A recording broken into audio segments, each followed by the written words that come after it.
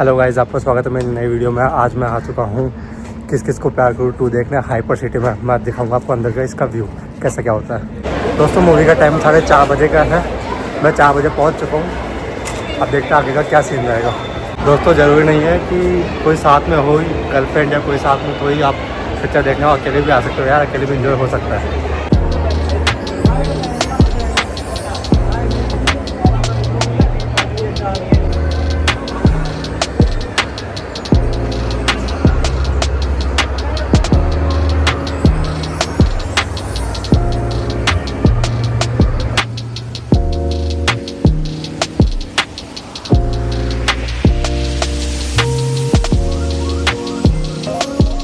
दोस्तों ज़रूरी नहीं मूवी किसी के साथ देखने हो, अकेले भी देखने आ सकते हो, खूब इन्जॉय होता है। तो ये मत सोचा करो कि गर्लफ्रेंड नहीं है, ये नहीं है तो मज़ा नहीं आएगा। अकेले भी जाएगा, मूवी देखकर खूब मज़ा आता है।